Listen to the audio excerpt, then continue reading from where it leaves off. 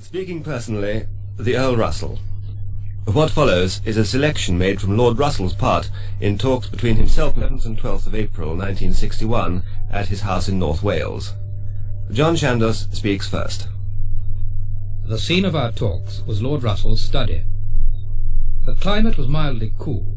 A fire burned on the hearth. The French windows stood open, overlooking a great panoramic view of Cardigan Bay.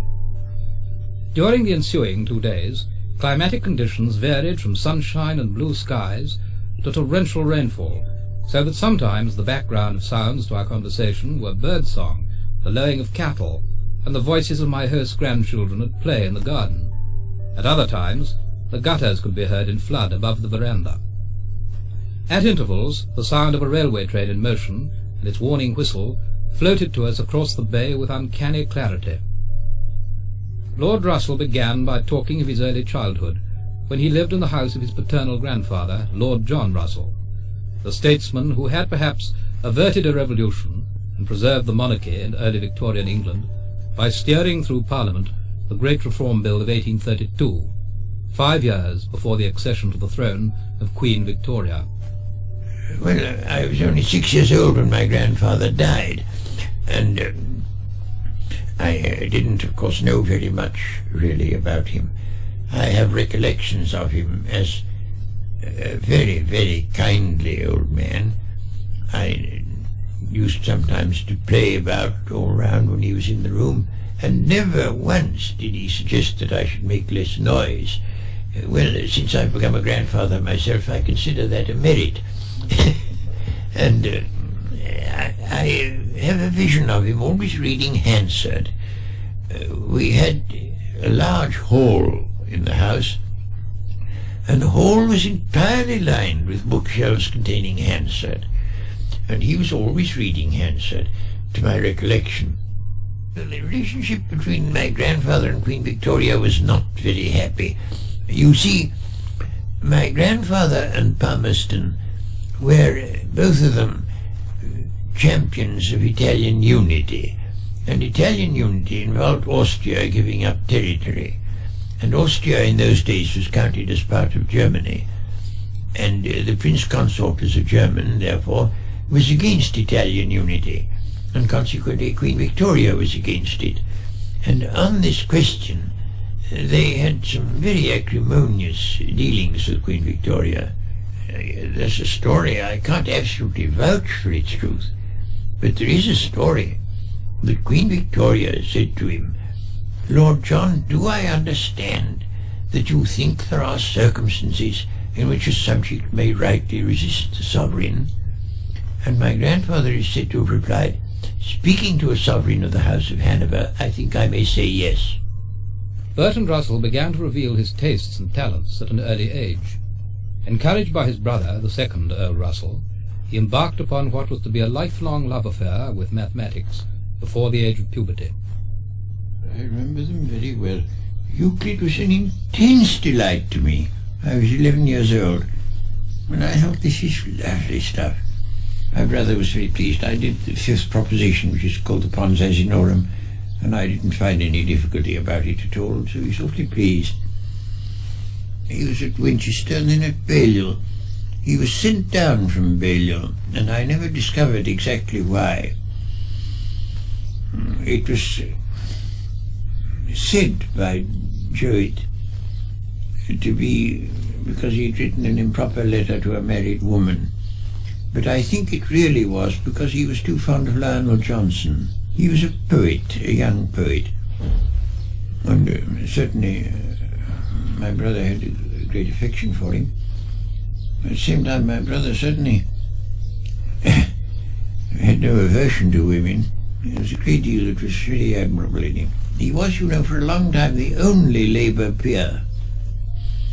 My brother did some useful things. They brought in a bill to make incest criminal, which it hadn't been. And he opposed the bill, and he got some modifications made in it. He was an enlightened person. Bertrand Russell's brother, far from showing an aversion to women, went through a form of marriage with one woman in America, without first having taken the precaution of obtaining a divorce from his wife, which was valid in England. What followed was a somewhat vindictively prosecuted Edwardian scandal. He went to Reno and divorced his previous wife in Reno, and after having divorced her, he married in Reno, and according to English law, that was bigamy. Edward VII said this man must be sent to jail for bigamy, because I want to prove I'm a virtuous man. And it was considered very convincing proof. He was tried by his peers, which also has been abolished because the Russell family abused the privilege. He was tried by his peers, and so was Lord de Clifford, who is also a Russell. And they thought, this is too much, we'll abolish it.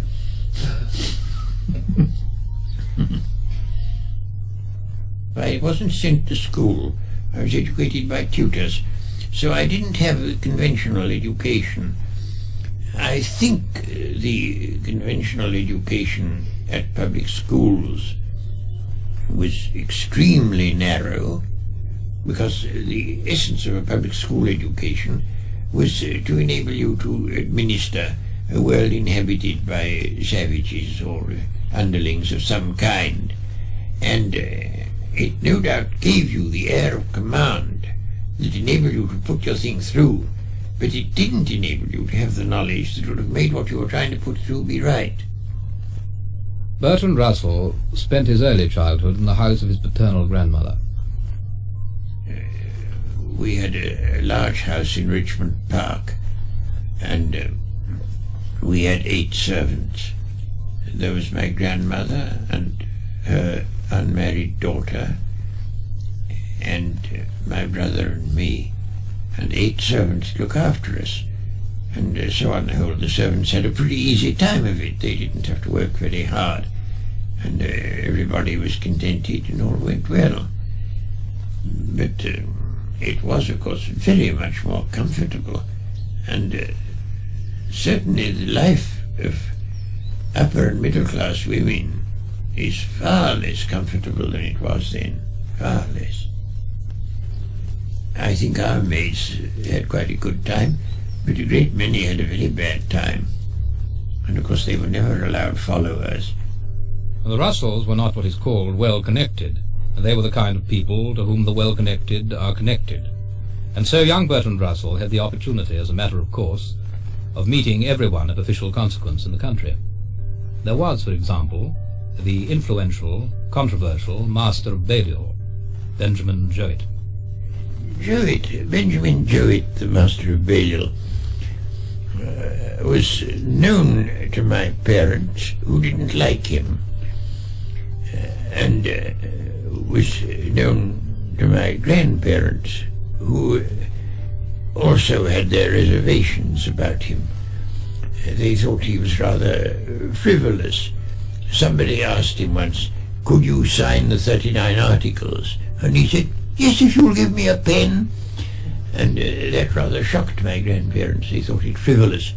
And indeed he was rather.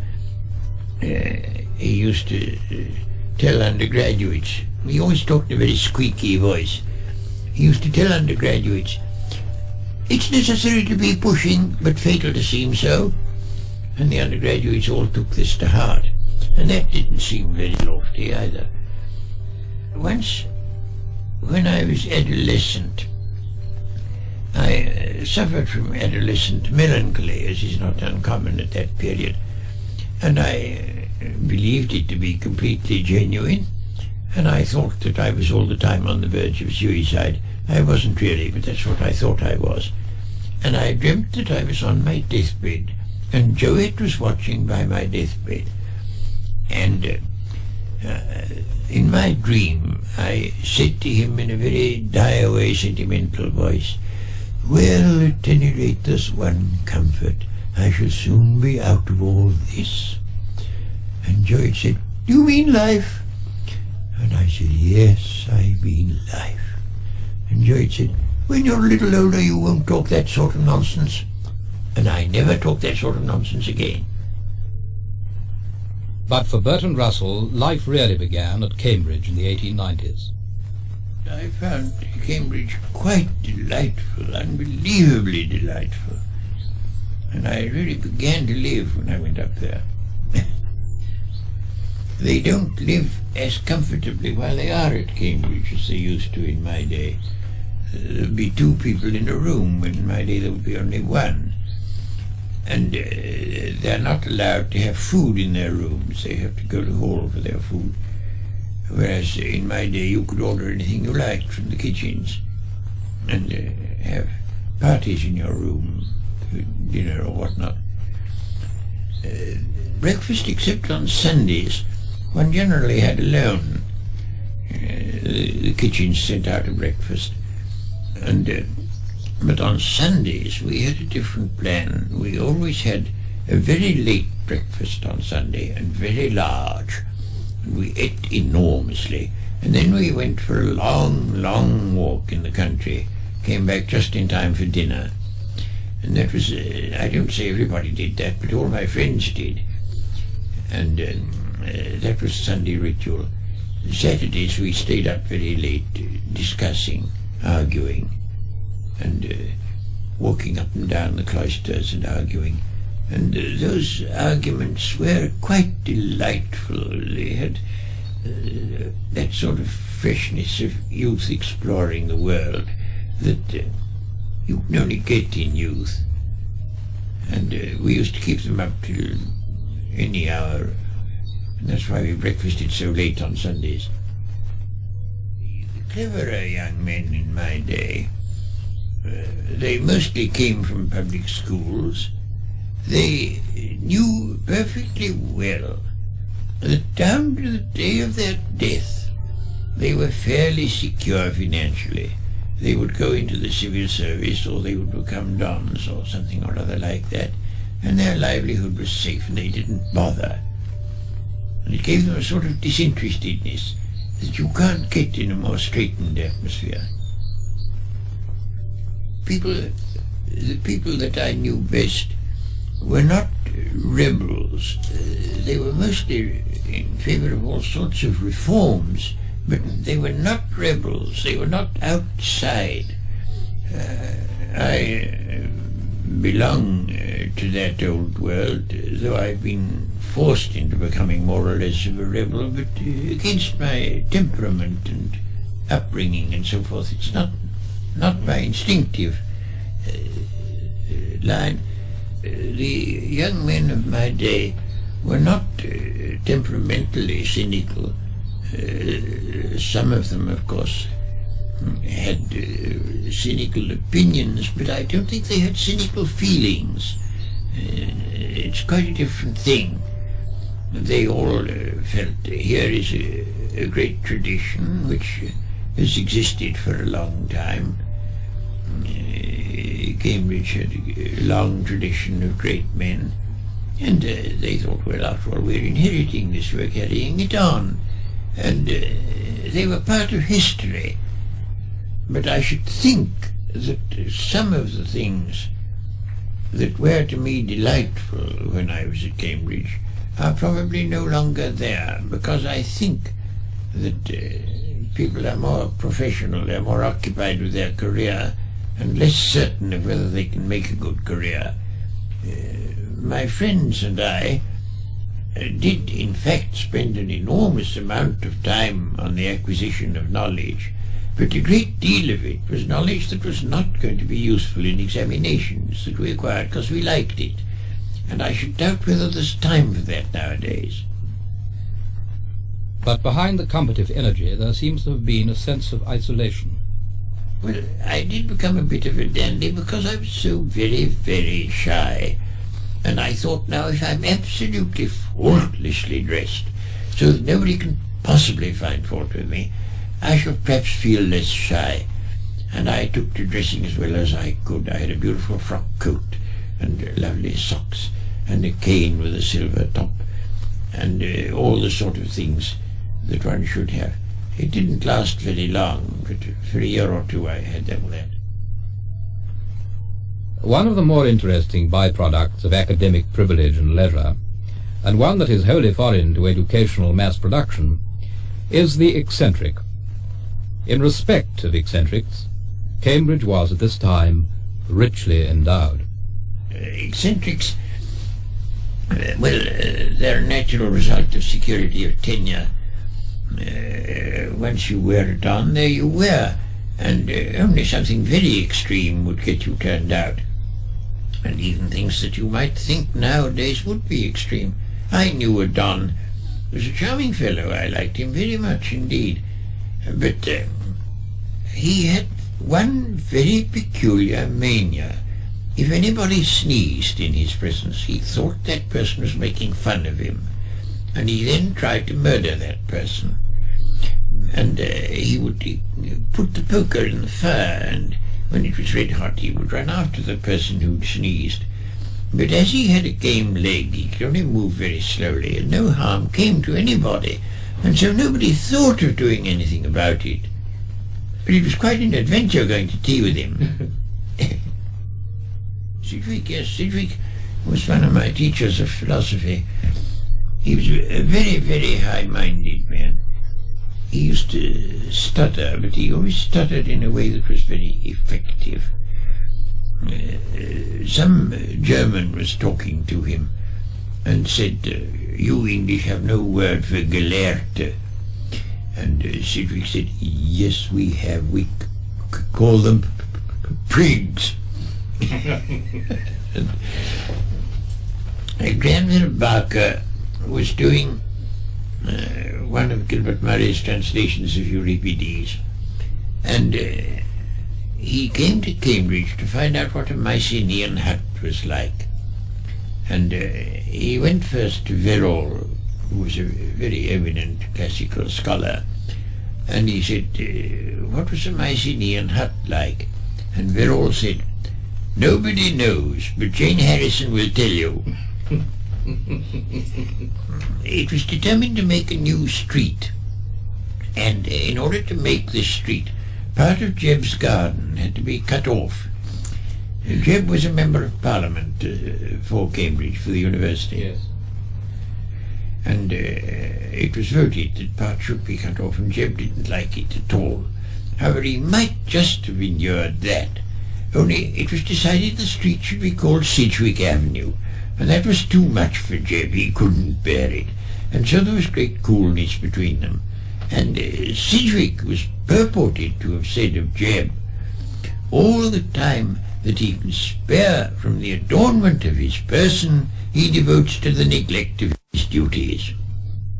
Distance and time are sometimes capable of lending additional stature to a reputation, and I asked Lord Russell whether the great men of his youth appeared great at the time. On the whole, the answer seems to have been yes. They had more of an aura. I think people, when I was young, had more of the aura of a personage. Now, I knew both Tennyson and Browning quite well, and certainly if either of them came into the room, you would think, here's a personage, especially Tennyson. He always wore a sort of Italian opera cloak when he was out of doors, and he walked along in complete absorption and took care not to see you if you were there, because he was so absorbed in poetic meditation. He was rather a fraud. I thought him a humbug. Browning was not. Browning was much more ordinary in a way. My first encounter with Browning was when I was 2 years old. He came to lunch with my people, and he talked the whole time without stopping in a very harsh voice. And at last I, being 2 years old, said, "I wish that man would stop talking." And everybody else was feeling the same thing, but of course they had to say hush, hush. Oh, he was very well groomed, very neat, very tidy, the sort of man who would be pleasant to old ladies. There's a picture of him by Max Beerbohm, visiting the Me Society at Cambridge, or something like that, and it gets him very right, with a beautiful top hat upside down beside his chair, very glossy and very smooth. And yes, he was very much a man to be an old lady's darling. Tennyson was portentous and tremendous, and sort of Oh, I don't know. No, I didn't like Tennyson. He was altogether too conscious of himself as a great man. I remember a story that I was told about him when I was young. He'd been going to visit in some country house, and he'd said that above all he did not want to have people coming to see him. He wanted to have quiet time there, and so they took enormous pains to tell all the neighbourhood not to call. And towards the end of the second day he said, "Nobody seems to want to see me." I don't think he was exactly liked, but he was immensely admired. The master of Trinity, it was when I was an undergraduate, and they always used to say a Latin grace, and the master and the vice master spoke alternate verses, and the master spoke in the continental pronunciation and the vice master in the old English pronunciation. The master would say, the master always spoke in a very sentimental way, and he would say, "Per Dominum nostrum," and the vice master would say, "Per Christum Dominum nostrum."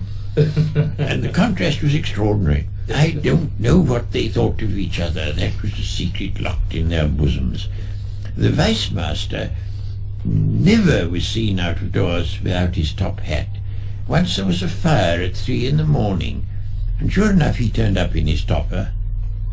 He didn't think well of Tennyson. The college had some port dating from 1834, and they were very proud of this.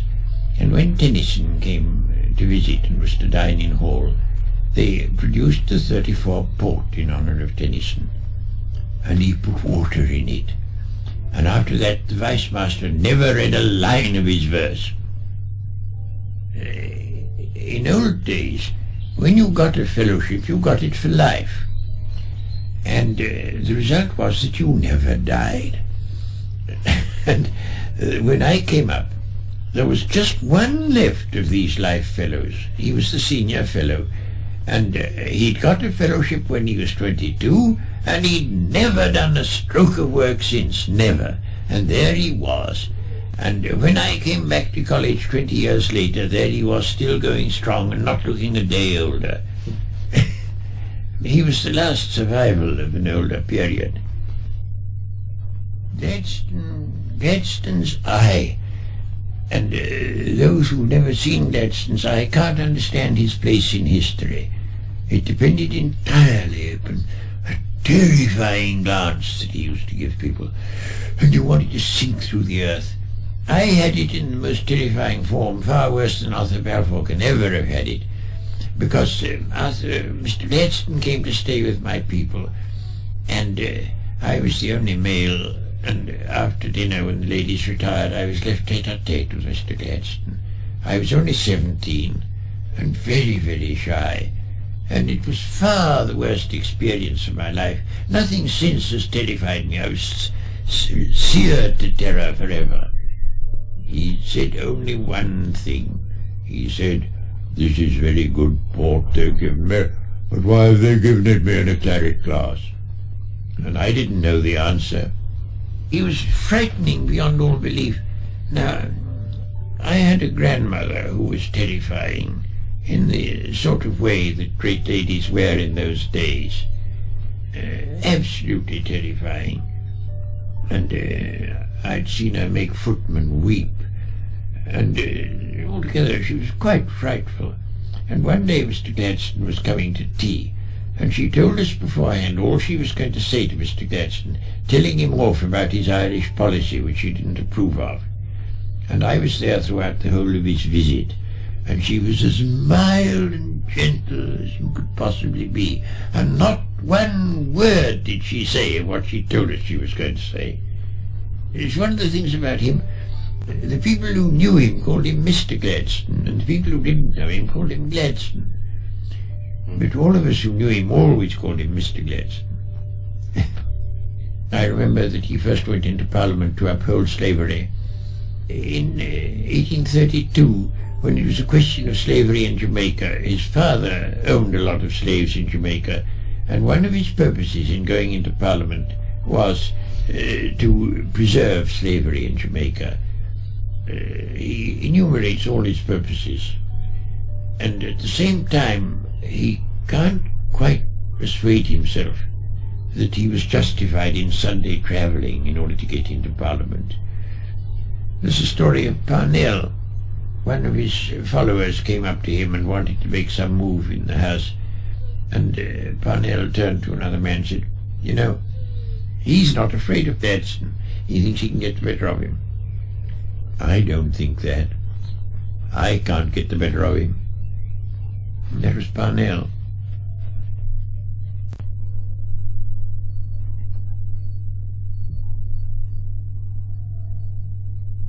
Gladstone, as a public speaker, had the most amazing, complicated secret. No man living now could keep in his head extempore as Mr. Gladstone did.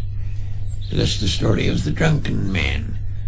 The Tories, at a great meeting that he was going to address, had managed to smuggle a drunken man into the front row to interrupt the meeting, and the drunken man did his very utmost to spoil Mr. Gladstone's oration.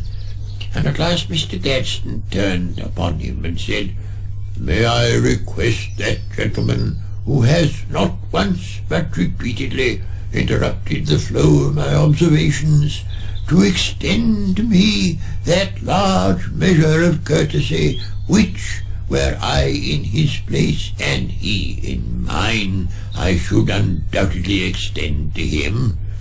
And the drunken man didn't utter another word. The handling of words that existed and is now lost was due to being brought up on Cicero. They all got Ciceronian syntax in their heads, and it was so much in their heads that they could bring it out extempore in the way that we can't now. Yeah. But whether it was worthwhile to have Ciceronian syntax and not understand the modern world is another question. Who had most influence on me in my youth is a very difficult question. I had, of course, influence through books and direct influence through personal contact. Mill and Shelley were the people who influenced me through books. And I don't think I was very much influenced by personal contacts until I went to Cambridge. I didn't come across anybody who thought sufficiently like me to be worthwhile talking to them. But there seems to have been one young man at Cambridge, extraordinary both in personality and talents, of whom Bertrand Russell took special notice. His name was Lytton Strachey. I first knew his mother, Lady Strachey. I was on a committee for Votes for Women, and she was on it too. And she was a very remarkable woman. She was very keen on good prose, and she used to read South's sermons to her children to improve their prose. Not for the sentiments he expressed, but for the rhythm of his sentences. And they were all brought up on a great admiration for good prose. And I only knew her for some years, none of the rest of the family. And then one day she asked me to come to dinner, and I came to dinner. Her husband was much older than she was. He was a very old man, an Anglo-Indian. And as the evening went on, perpetually new people came in at the door, and I saw they were new because the old ones were still there, but otherwise I shouldn't have known that it was a new one. They were all so much alike. And as they got younger, they got odder. The oldest son was a perfectly respectable fellow in the War Office, and just like anybody else. But they got gradually odder and odder and odder. Lytton was the last but one, not the oddest. James was the youngest, and he was the oddest. And I began to think I was mad when perpetually fresh things appeared in the doorway. It was extraordinary. Well, then, of course, I knew Lytton very well at Cambridge. He was a good deal younger than me, but I did know him quite well there. And I used to have him to stay with me in the country. He was a funny fellow. Somebody said in his presence they thought young people were interested in human nature. No, were interested in life. And he said, I can't believe they think about life. There's nothing in it. He's always saying things like that. We were talking about what he liked in literature, and he said he didn't like this, and he didn't like that, and didn't like the other. And so at last I said to him, well, Lytton, what is it you like in literature? And he said, fashion. But Lytton, now let me see what more I can tell you about him. There was a phase when he dressed oddly. He dressed quite extraordinarily. And he was on a walking tour, and he came to a village, and there was somebody who put in the sign bed and breakfast, you know. So he went and said, could he sleep there for the night? And I met this good woman afterwards, and she said, at first I thought he was a tramp. But then I looked again, and I saw he was a gentleman, but a very odd one. When I was in prison, and I was reading His Eminent Victorians, and I came upon a passage that made me burst out laughing very loud, and the governor sent a warder round to say I must kindly remember that prison is a place of punishment, and I mustn't be so cheerful. You had no prison labour to do. You were allowed your own clothes, you were allowed your own food. And mind you, at a time when everybody else was rationed, I alone was not. Why? Why? Because they hadn't thought of extending rationing to this very tiny group of First Division prisoners. That reference to prison opens up a view of another sphere of Lord Russell's activities, a more serious one to him, and one marked by the vigour and uncompromising aim with which he implements in action his political and philosophical convictions, however disagreeable or even hazardous the consequences to himself may prove. Early in the First World War, he was arrested and imprisoned for his energetic opposition to the prosecution of the war by the Liberal government. I was against the 1914 war, but I was in favour of the Second War. I thought that the Kaiser was not much worse than other people, but I did think that Hitler was a monster and that he had to be fought. My opposition to the First War began as soon as it appeared likely that there would be such a war.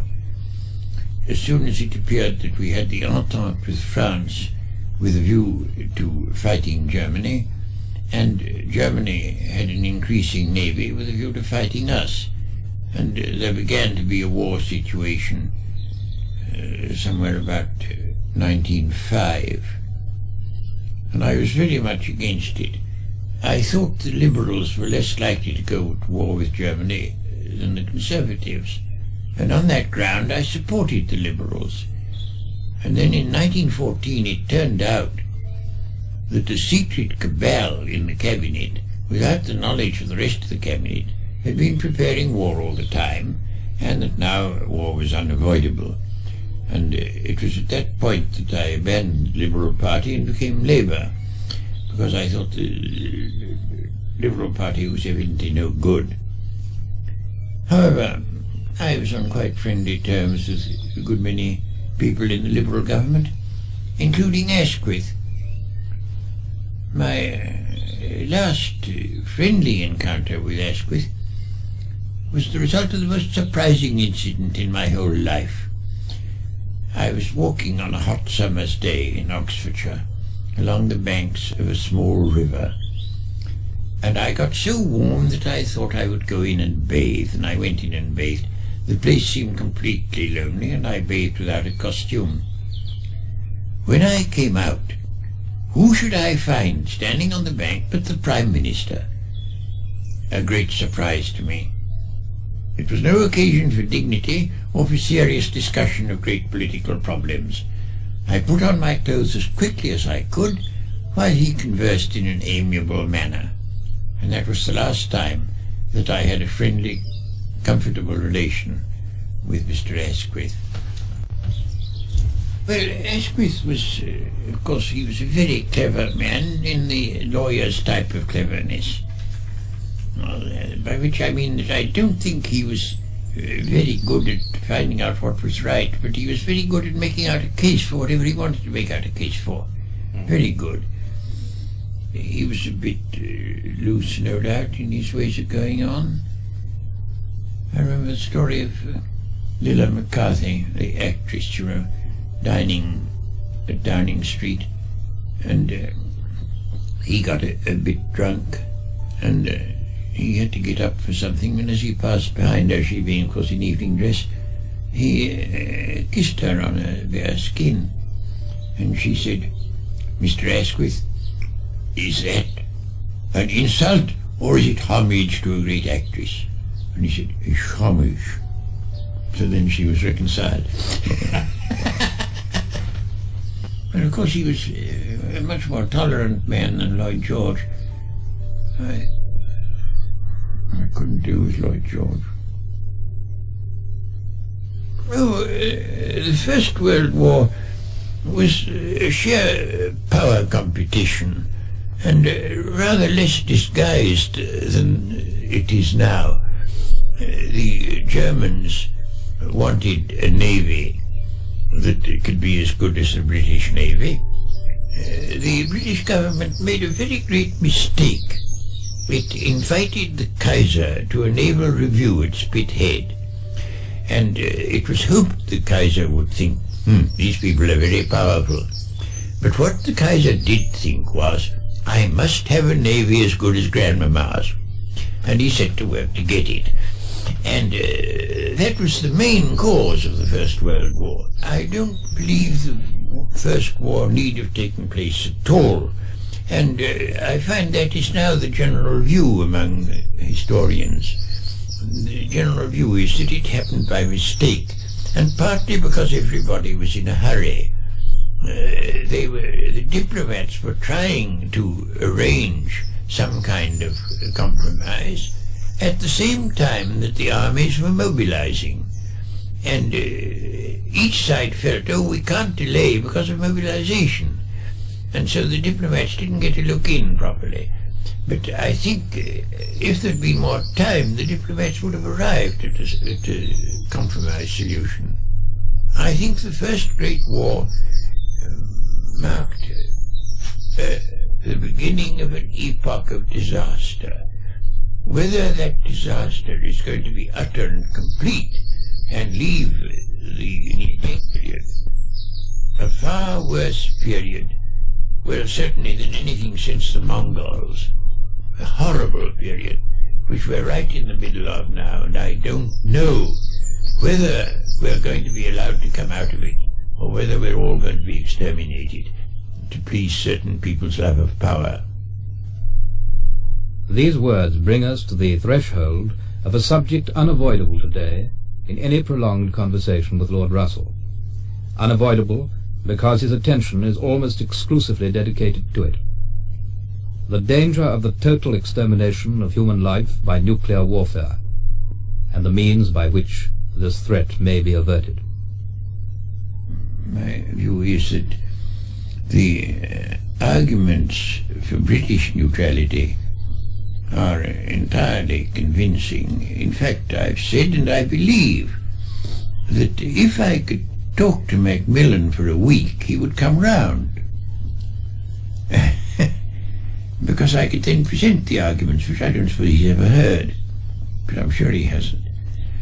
And as I can't get hold of Macmillan, I go round the country speaking and writing, distributing leaflets and that sort of thing, and hope in time to create a great mass movement of self-preservation, which would be politically irresistible. I think it's a very doubtful thing indeed whether it can be done, but I don't see anything else I can do. Do you think it's as serious as that? It's a matter of preservation? It's a question whether, at the end of the present century, there shall be one single Briton alive in the world, And it's very doubtful whether there will be, very doubtful. And I think everybody who doesn't have some kind of profound self-interest against that view, who's looked into the matter, agrees with me. Well, how do you account for the scientists who have been advising Macmillan not having told him enough to equip him with what you call your point of view? Because they get the sack. Who from? From Macmillan. He's not an oriental tyrant. He must be interested in hearing all. Oh, I don't think that's true. Now, I was reading C.P. Snow on the Battle of Britain. Well, the man who won the Battle of Britain was sacked by Churchill, who took up with Lord Cherwell, who is just one of these ruffians who do exactly what I say. He told Churchill what Churchill wanted, and the man who won the Battle of Britain was sacked. Well, I mean, it's no use, you know, to believe in fairy tales about the virtue of politicians. And although you say that you disapprove of politicians, you in fact have a sort of fairy tale view of their virtue. No, I haven't got a fairy tale view of their virtue, but neither have an entirely demonic view of their vices. They're human beings, and very often perhaps human beings more vain initially, or they wouldn't be politicians, and their vanity is fed by the temptations and opportunities of politics. But I don't think they're monsters, and I think amongst them there are those who have a very high moral sense. Some of them. Yes, maybe some. But they seldom become Prime Minister. I asked him if he were Prime Minister, what would he do?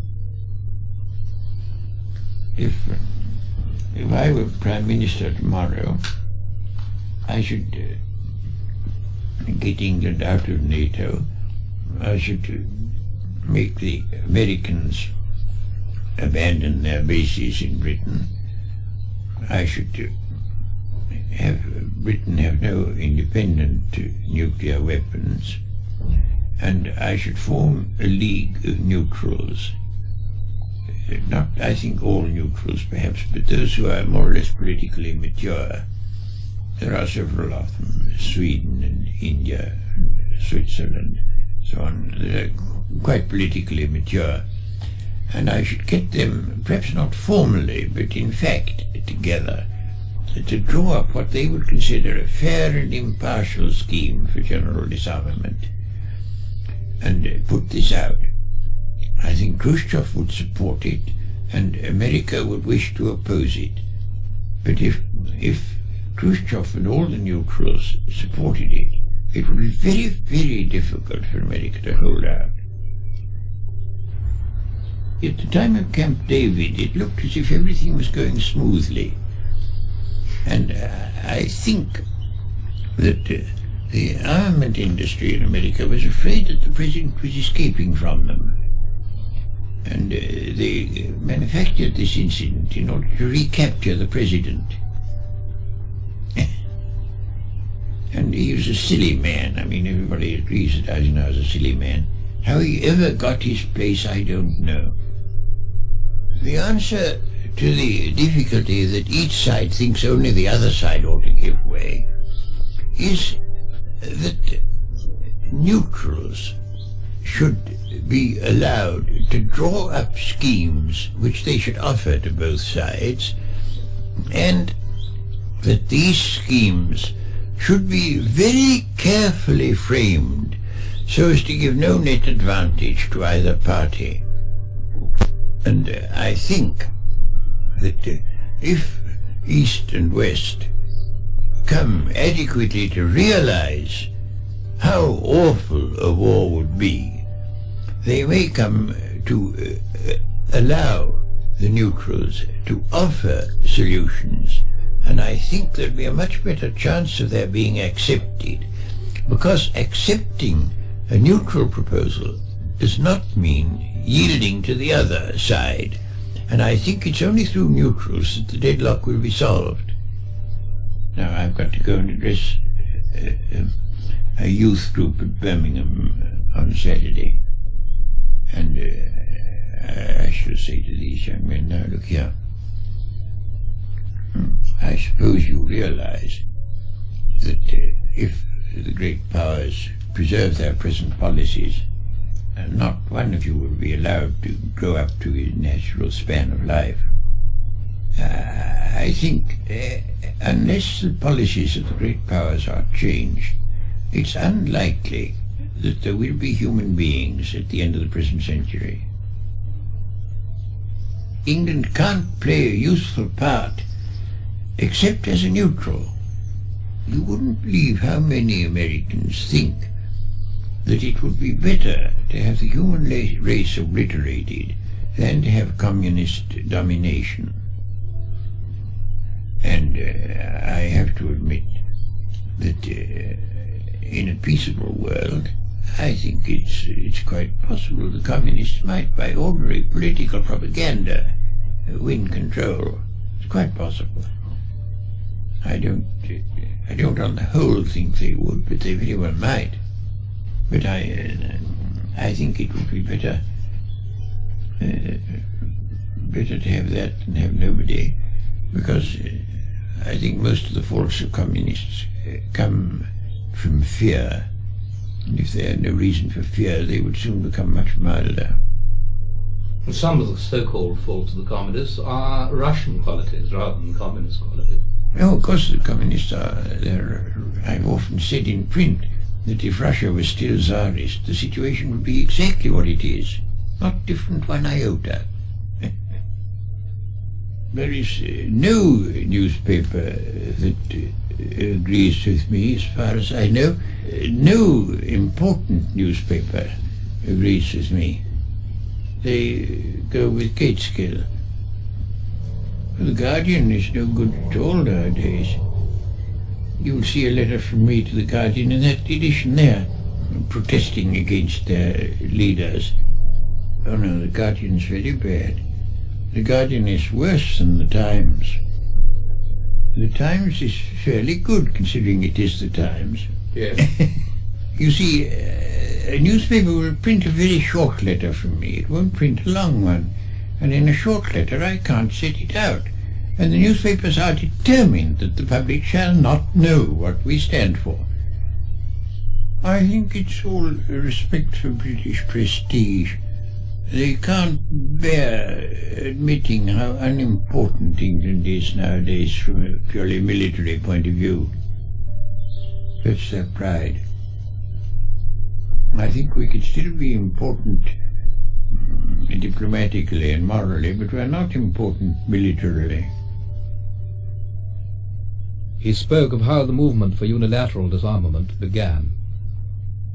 A broadcast I did at Christmas 1954 or 53, I forget which I called Man's Peril. And that started the movement everywhere. That was the beginning. Immediately after that, I got a collection of scientists of both East and West to sign a joint document, which was the last act of Einstein's life to sign it. I was traveling from Rome to Paris by air, and the pilot came in and announced to the passengers that Einstein was dead. And when I got to Paris, I found Einstein's letter agreeing to sign. And that started a whole movement among scientists, which has gone on and been very strong. It's stronger in America than it is here, a great deal. The American scientists are much better than ours. Well, I mean, there are a much larger percentage of them who are willing to sign things and so on, expressing our sort of policy. I find it difficult not to get a little fanatical because the issue is so large. It's the largest it's been since Noah. And we have no ark. No, we have no ark, no. I had thought of bringing a bill into the House of Lords that we should at all times, while nuclear things are so unsettled, have a ship in the Antarctic with at least one woman on board of childbearing age, and of course a clergyman of the Church of England to marry her to whoever she wished to marry. You see, there's quite a chance that the Antarctic will be more or less free from fallout. And if you had a population in the Antarctic, it might start again. But I couldn't quite see their lordships accepting the bill.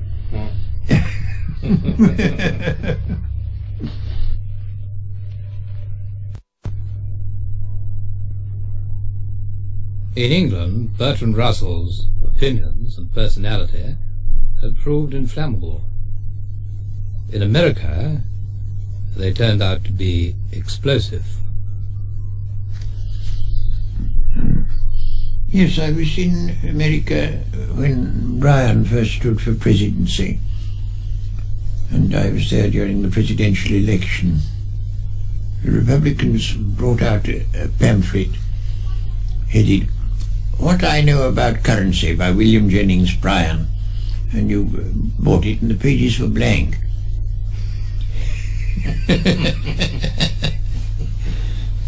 I had one bad experience in America, but I've had a great many good experiences in America. I've lectured in a very great many American universities, and in some of them I've had very, very good pupils and had a really very good time indeed. I had just one bad experience in the College of the City of New York, where it was decided that I was an immoral influence and that I must not be allowed a position in such an institution.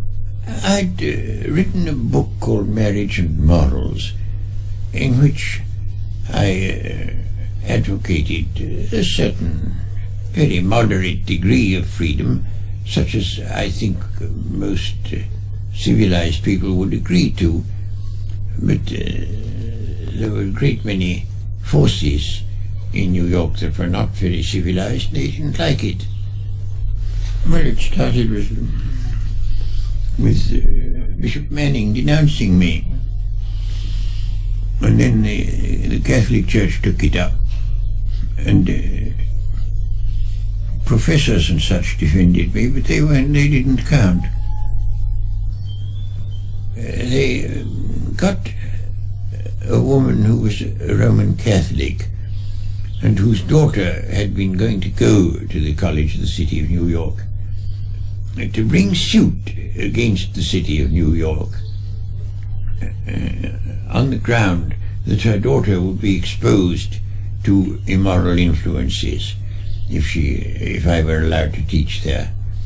And the City of New York was quite different from the college. The college had wanted me, but the city as such did not. And it was the city that had to defend this case, and it defended it with a view to losing it. And so it did lose it. I was teaching philosophy, but it was thought they didn't know what philosophy was, and they thought anything I don't know must be bad. And probably philosophy teaches this sort of scandalous conduct. So it wouldn't do. As a matter of fact, I wasn't even going to teach philosophy. I was going to teach mathematical logic. But they couldn't bother with that. In the indictment was an epithet, cherished today in recollection by Lord Russell, which was introduced by a lawyer with more zeal than literacy. Nude, lecherous, lascivious, obscene, and aphrodisiac. I had lots of fun. I was lecturing at Los Angeles, the University of California, and I began one of my lectures. I was lecturing on history of philosophy, and I'd been talking about Plato, and I got up very solemnly and said, "I owe my class an apology. I have recommended to you, not unfavourably, an author who, I regret to say, was lewd, lecherous, lascivious, and obscene. I mean Plato."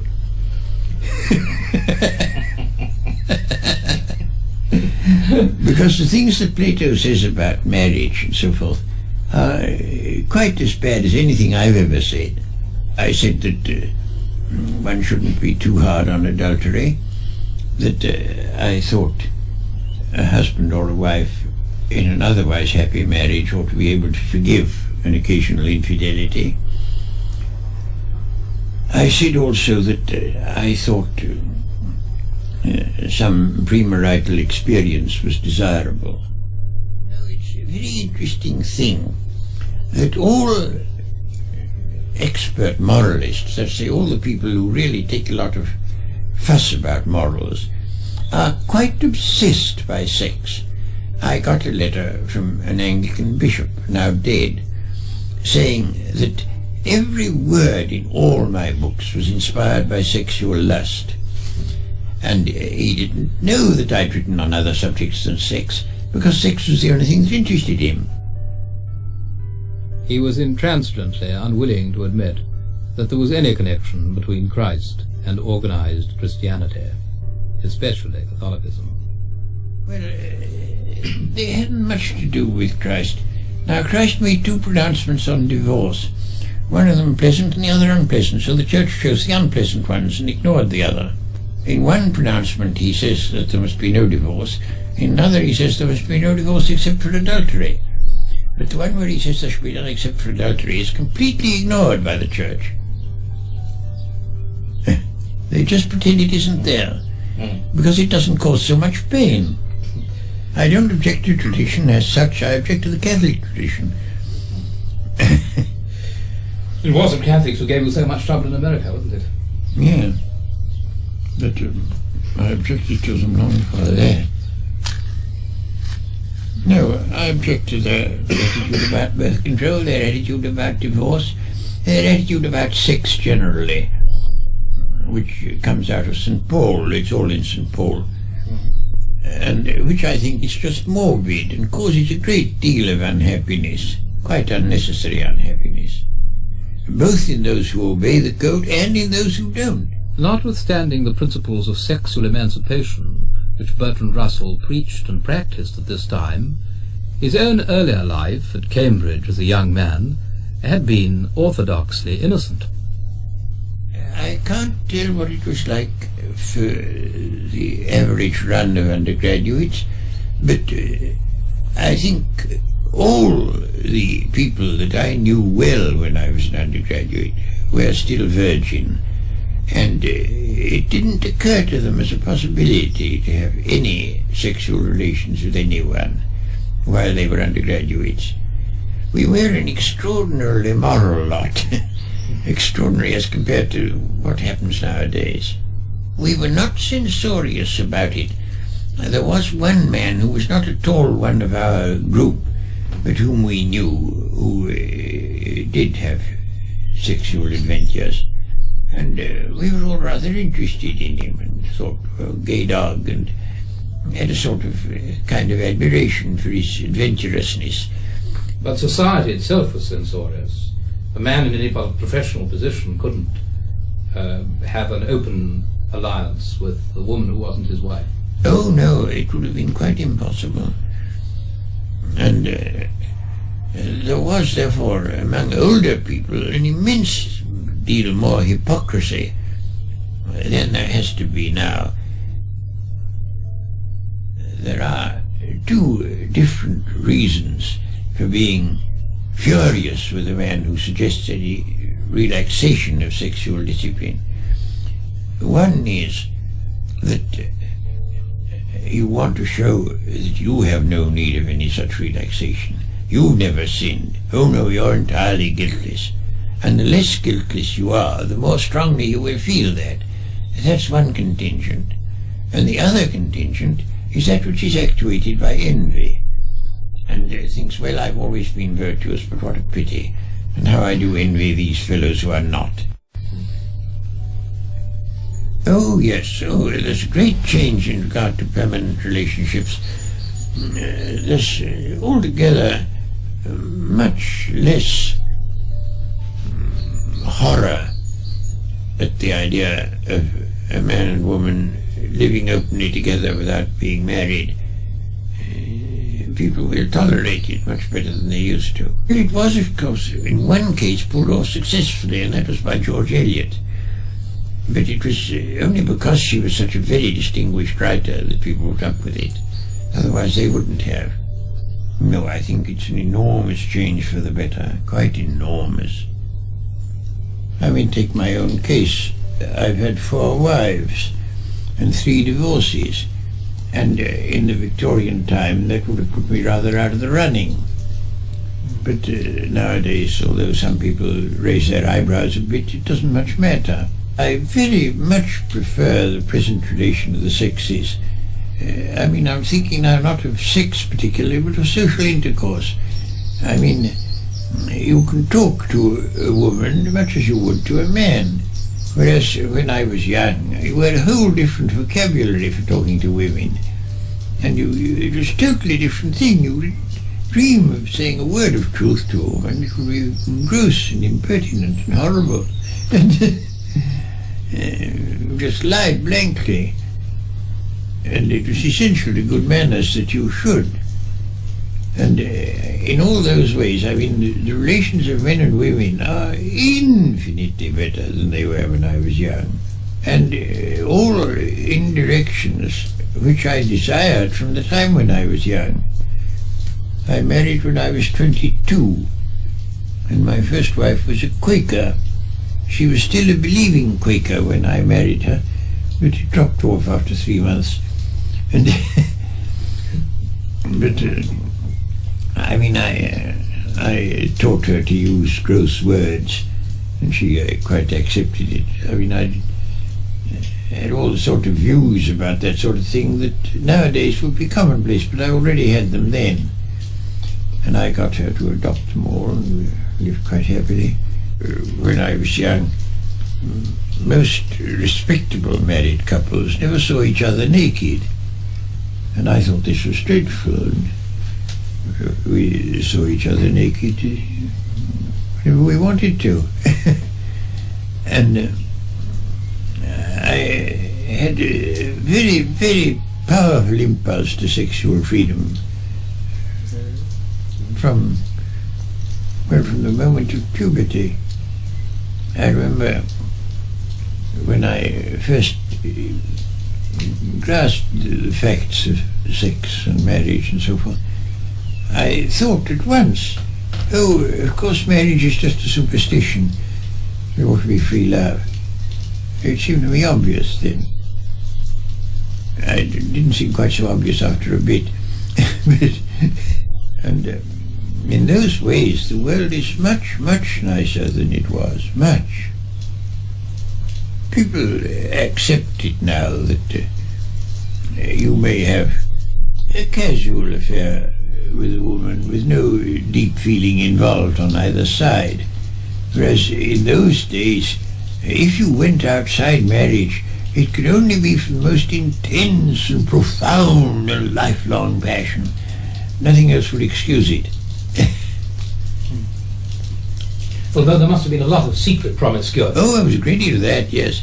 But then I didn't like hypocrisy, you see, so I couldn't accept that as a solution. Because I always hated hypocrisy. And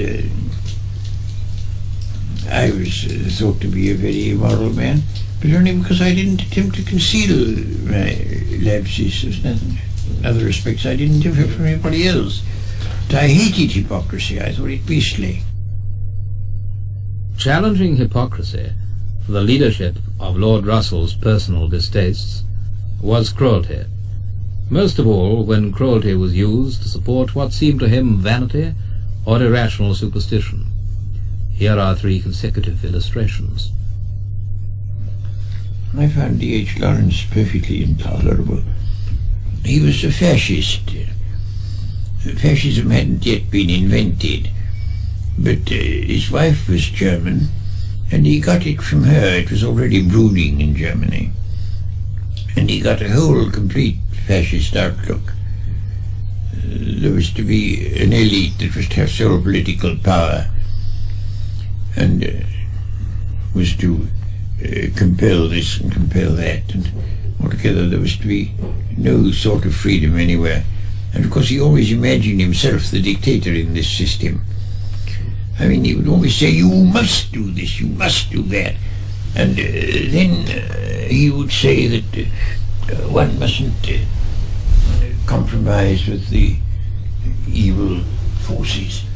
One must proclaim one's independence and so forth. So I said, well, how are you going to do it? You're going to make a speech in Trafalgar Square? Oh, no, I won't make a speech in Trafalgar Square. You'll only be talking to the vulgar. And so I said, well, are you going to do it in books? Oh, no, I won't do it in a book. Stupid people read books. So I said, well, what are you going to do? And then he changed the subject. And he was just going to enjoy a soliloquy. I didn't like the man. I didn't like him at all. And still less did I like his wife. I thought he was very proud of being on the proletariat. Well, he pretended to be, yes. He had a profound contempt for the great mass of mankind. Absolutely profound. And I didn't like it. I think Sons and Lovers is a good book. I think it's his best book, at any rate of those I've read. I thought the others were all wish fulfillment. There's one called Kangaroo, where he goes out to Australia, and at first he thinks Australia awfully dull, and then he finds they've all got plots to murder each other, and then he thinks it's a lovely country. He was a bloodthirsty fellow. He couldn't believe at all in friendship. Friendship was the thing he didn't understand. But surely in Sons and Lovers there's supposed to be a great friendship between two people, isn't there? Yes. But I can't remember now whether it's homosexual, but I should think it would be. He had immense force. I mean, one felt this is a man who counts. And Shaw. What do you say? Shaw. Yes. Always seemed to be rather inhuman by his writing, as though he wasn't a man at all, as he didn't feel the things most men felt, except vanity. He felt vanity, and that was the whole of him. There was nothing more. I knew a lady who was secretary of the Labour Party in the University of London, and she got gradually more and more towards communism, and at last became a communist, and married a Russian and went to live out there. And in Stalin's purge, this Russian was taken away, and she never heard from him again, or heard of him, or didn't know what happened to him at all. And she was absolutely devoted to the man. And she came to England to see if anybody could do anything to influence Stalin. And she came to me among other people. And I said, well, Shaw is persona grata in Russia. Perhaps he'll do something. And so we approached Shaw about it. And he wrote her a letter, which I saw, saying, my dear lady, you have no idea how comfortable Russian penal settlements are. I'm quite sure your husband is much happier there than he would be being nagged by you. I never spoke to the man again. I thought it one of the most horrible things I'd ever known done, because the poor lady was utterly heartbroken. He was a very cruel man, very cruel, if his vanity was hurt. And his vanity was hurt in this, because it threatened his judgment of the Soviet Union. Do you see what I mean? It's not obvious that his vanity was involved, but it was. Because it was a suggestion that perhaps he was wrong in praising the Soviet Union. And that would be a suggestion that he wasn't as wise as he thought. And therefore the lady must be punished. By means of wit, he concealed the fact that he was silly. Wit is a wonderful thing for concealing. I mean, all his views about medicine, for instance, are totally silly. I met Lenin in 1920 when I was in Russia. I had an hour's talk tete-a-tete with him. And he spoke English much better than you would have expected. The whole conversation was in English. I expected it to have been in German, but I found that his English was quite good. I was less impressed by Lenin than I expected to be. He was, of course, a great man. He seemed to me a reincarnation of Cromwell, with exactly the same limitations that Cromwell had. Absolute orthodoxy. He thought a proposition could be proved by quoting a text in Marx. And he was quite incapable of supposing that there could be anything in Marx that wasn't right. And that struck me as rather limited. I disliked one other thing about him, which was his great readiness to stir up hatred. I put certain questions to him to see what his answer would be, and one of them was, you profess to be establishing socialism, but as far as the countryside is concerned, you seem to me to be establishing peasant proprietorship, which is a very different thing from agricultural socialism. And he said, oh, dear me, no, we're not establishing peasant proprietorship. He said, you see, there are poor peasants and rich peasants, and we stirred up the poor peasants against the rich peasants, and they soon hanged them to the nearest tree. Ha, ha, ha, ha, ha. I didn't much like that. But he was equally vigorous in affection and admiration for those he loved. Einstein, whom I knew fairly well, was a quite unbelievably lovable man. He was extremely simple, absolutely devoid of the slightest pretension. You might have met him in a railway train and not known that he was distinguished at all. And he was very, very friendly, very open-minded. I thought him altogether quite delightful. I think the most satisfactory great man that I've ever known.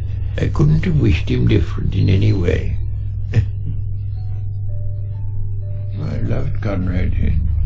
I thought he was a wonderful man. I didn't, of course, agree with most of his opinions, but I liked his feeling of life and its dangers. He thought of life as walking on a thin crust over molten lava, and any moment one might sink in, and one must have discipline, one must be careful, or else one would sink right down into this dreadful thing which was there underneath. And I think in all his books you get that feeling. The sort of feeling that the best of men is on the very brink of becoming quite dreadfully bad. I mean, it's a stroke of luck if you don't. I admired him for his sort of iron rectitude, combined with such intense passion, because intense passion makes it difficult to keep rectitude. But one felt he always would. I invited Lord Russell to evaluate the liberal Whig traditions of which he was himself a product. I think the Whig families did something valuable in their day, but it's not something that can be done in the present world at all. And, I mean, you may regret it, I think Holland House was very delightful. At the same time, Lord Melbourne, who was one of the adornments of Holland House, got his income by torturing little children in coal mines, and that perhaps wasn't altogether desirable. And I think this sort of flower emerging from the dung was not worth preserving. But the dung was there anyway, and the flower could be rescued from the dung, and not all Whig nobility thrived on the torturing little children. I think of Shaftesbury, and I think of your own grandfather. What did you say about the traditions in which men voluntarily changed a society for the benefit of those oppressed, when they themselves were not going to benefit directly from these changes?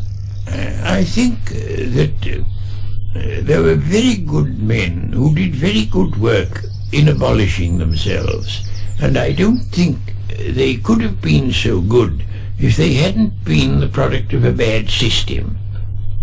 If you want to take my own case, Now, I, as a young man, was completely financially independent because Henry VIII liked my ancestor, and that was where my money came from. Well, Henry VIII was an old scoundrel, of course, and I can't recommend him as a person to imitate, but he left me free to pursue mathematical logic without any financial...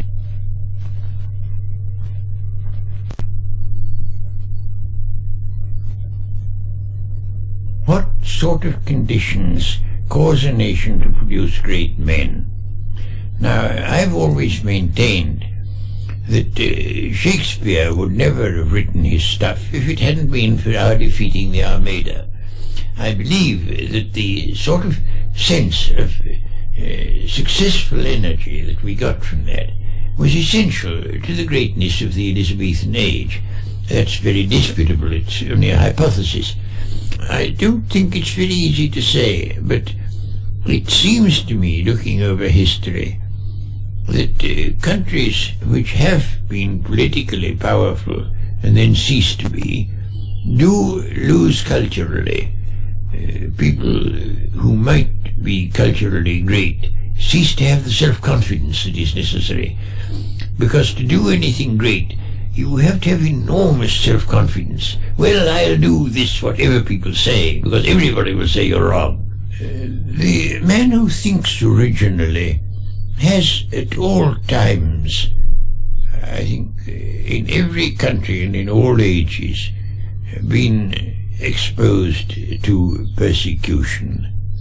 Buffon, who contributed enormously to zoology and geology, was compelled by the Sorbonne solemnly to withdraw the opinion that some of the mountains that now exist did not exist when the world was older.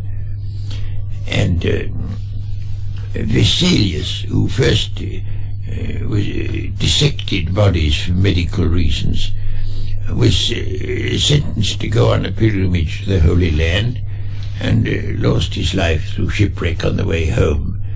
And Galileo, we know, was condemned by the Inquisition.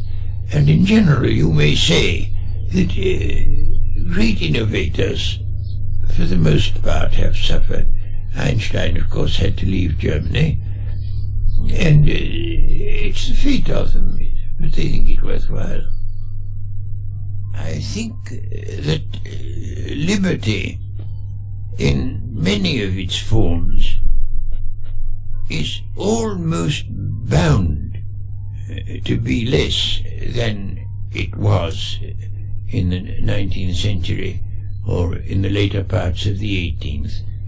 You cannot do your work as an individual unless you happen to be something like a poet or well, it's no good being a composer, because then you would have to get people to perform your music. But a poet can be an individual still, but most people can't. I think the effect of the growth of authoritarianism will be extremely unfortunate. I think that it will spread to other countries. I think America, in all that we don't like, is the pattern of the future for us. It's what we should be. And I think that the arts generally, and especially literature, will suffer very, very much. But there will always be some rebels, some who manage to produce immortal work before they're put to death. And that's what we've got to hope for. I had suggested that there might be a reconciliation between genius and tranquility. I don't think there is a reconciliation. I think of the ancient world. After Augustus, when the evils of turmoil and civil war had been put an end to, genius also was put an end to. With luck we shall get an Augustan age, or a post-Augustan age, an Antonine age. That's the best we can hope. But I don't think we can hope that Europe, at any rate, will produce great men. I think perhaps the Negroes will. because I think they'd be very recalcitrant to discipline. And you might quite easily get geniuses among the Negroes, but I don't think you'll get it in the white countries, because we've proved ourselves too anarchic. Our anarchism is destructive. You see, a certain amount of anarchism is necessary to genius, but not so much that the genius can't live. The subject of the present relations between youth and their elders returned Lord Russell to his central anxiety. Young people who've grown up under this shadow of imminent death imposed upon them by their elders, they get a sort of bitterness which you can't wonder at, and it tends, of course, to be an anarchic bitterness that isn't very fruitful. And only things like our movement keep it from being anarchic. Perhaps the juvenile people feel the need to react against some sort of stability, against their parents' values, and they feel today that they can't abandon values because their fathers don't seem to have any. I don't know about juvenile delinquency quite. I mean, I don't profess to understand why there is so much. But I think it has to do with unsettlement, with the fact that all the official moralists are preaching things that are atrocious crimes. And that tends to cynicism in the young. What kind of crimes? Extermination of the human race. They're not actually preaching it, they don't. They do! Well, I mean, you cite any number of people, especially in America, who will say better we should all be dead than that we should submit to the communists. Any number. I had a long, long controversy in print on that very point. And Mrs. Roosevelt, in my presence, said that she thought it would be better. But that's hardly preaching extermination. Well, yes, but I mean, it is so bad that when the young hear that their elders want them exterminated, or at least are prepared to advocate policies that must end in that, it tends to make the young rather cynical. Talking of youth and the future led me to ask Lord Russell to consider the real source of the vehement feelings of antagonism between the Soviet Union of Russia and the United States of America. The thing that separates America and Russia is said on both sides to be a difference of ideology, and I dare say they believe that, but it's not in fact the truth. I think it's a contest of power, such a contest of power as has happened over and over again in history. It happened, of course, in the time of the Emperor Charles V, between Austria and Spain on the one side and France on the other. It's happened over and over again, a contest for supreme power. It's never succeeded, but the world has survived it in the past because there were no nuclear weapons. But we cannot now survive such a contest, and we must learn to tolerate each other. And I think that's a very difficult thing to teach people. I think it's not so difficult in England as it is in America, but in America it's extremely difficult to teach any kind of toleration of Russia. Wherever you get a large political fear, it produces intolerance. Now, the aristocrats of the 18th century in England were on the whole a very tolerant lot. Then came the French Revolution, and they all thought, oh, tolerance leads to the guillotine, we'll drop it. And they all became bigots. And the same thing has happened with the Russian Revolution. It frightened all these men, and so they've all turned into bigots. And I think that's quite natural, but the bigotry is only political, it doesn't apply in other spheres. And the only cure for the bigotry is to have the danger diminished. You must remember what happened to Priestley during the French Revolution, when the mob in Birmingham sacked his laboratory and made him feel so unsafe that he had to go to America. Priestley was attacked by the mob on the ground that he was a friend of France and a sort of fellow traveller, and he was thought to be responsible for the cutting off of the king's head and all that sort of thing. And so the mob sacked his laboratory, with the result that it was Lavoisier who discovered oxygen, but who equally lost his head. He was executed by the revolutionaries, who said that the Republic had no need of chemists. People like us who live in a more or less enlightened environment simply don't know what are the great public forces underneath that may at any moment overwhelm us. But there it is. I mean, it's just what happened to Socrates. Socrates went on for 70 years quite happily, and then one day they thought, no, we'd put this man to death, and they did. An upsurge of the uneducated. You see, there are two different streams. There are the people who have a status and an income that depends upon public superstition. They lead the thing. And then there is the public superstition itself, which is capable of being aroused, because it thinks that this sort of thing is wicked.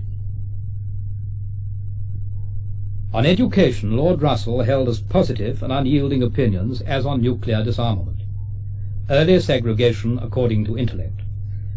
I argue that segregation by IQ alone might have unhealthy psychological effects on the chosen as well as on the rejected, which there was evidence it had already done, where English children had been separated and neglected after failing their 11+ tests, upon which serious opportunity for advanced education now depends in this country.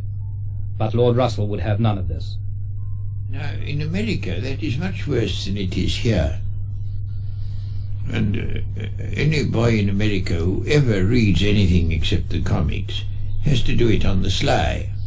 There is a perfectly simple remedy which has been suggested by a number of experts, which is that you should have special schools for boys with a very high IQ. And there have been some, and boys who've been utterly miserable in the ordinary school blossomed out and became perfectly happy. And to compel a boy with a high IQ to live with ordinary boys is just if you compel him to live with monkeys. It's intolerable.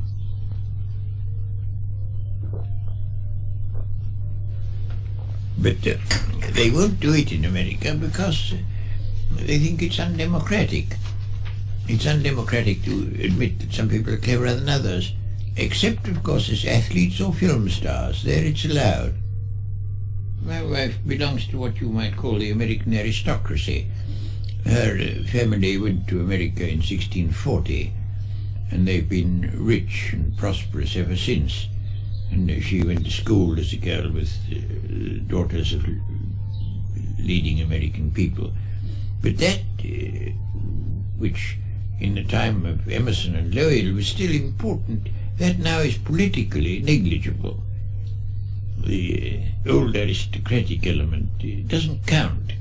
And the main difference in America, between America and England, is due to the fact that an enormous proportion of Americans are immigrants or children of immigrants, and that national feeling has to be created. It's not in their bones the way it is in ours, and we therefore can tolerate a great deal of young men saying they won't fight for king or country, things like that, because we jolly well know, as Macmillan says, that they will.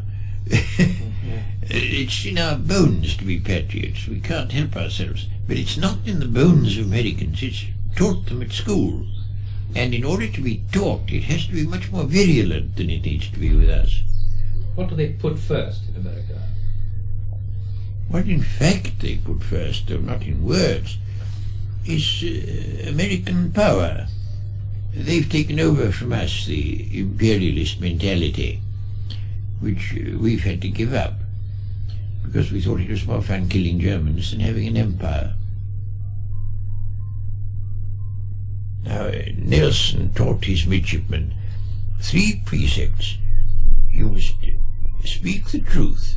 You must shoot straight, and you must hate a Frenchman as you would the devil.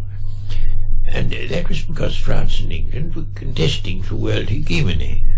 And as long as people think that that's a possibility, you will get this hatred. And what you've got to persuade the governments of both Russia and America is that owing to the existence of nuclear weapons, the wars which would be necessary to give you world hegemony will instead give you nothing but corpses. And it's no good doing that. It won't work. But I do find, not only in America, but I find in England, in France, in Germany, I find an almost complete psychological block to understanding things, to understanding what the present state of the world is. Now, I found today in the Daily Mail a speech that Macmillan made in Canada, saying you needn't mind unilateralist feeling in England. He said, if ever the call comes, the young will go straight from the ranks of the neutralists into the ranks of Her Majesty's forces, as they have so often done in the past. Now that shows that Macmillan, in common with other people in governments, hasn't understood what modern war would be. You know, of course, that if war between Russia and the West breaks out, we shall have 4 minutes warning. During those 4 minutes, there will be consultations between London and Washington. They're to come to an agreement which they will submit to the other allies of NATO, and in the end, long after they're all dead, they may decide what they ought to have done if they'd been alive. And Macmillan doesn't realize that it won't be the slightest use for these young men to think, oh, well, we ought to have fought, because just as they're thinking it, they'll be dead.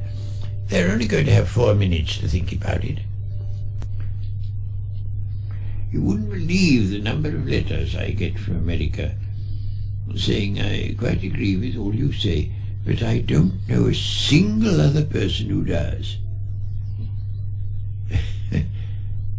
If you live in a rather small town, a small country town, you won't find one person to agree with you. Not one. I have found that the unilateralist policy, as I understand it, is not what its opponents think it is.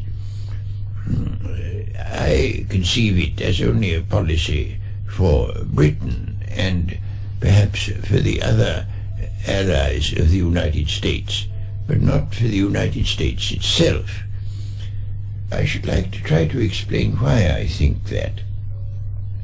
To confine oneself to Britain, it has been made perfectly clear, both by American arms experts and by Khrushchev and Malinowski, that if we allow the Americans to use our soil for purposes which the Russians consider unfriendly, they may attack us, Britain, and wipe us out, which would take them perhaps half an hour, without bringing on a war with the United States.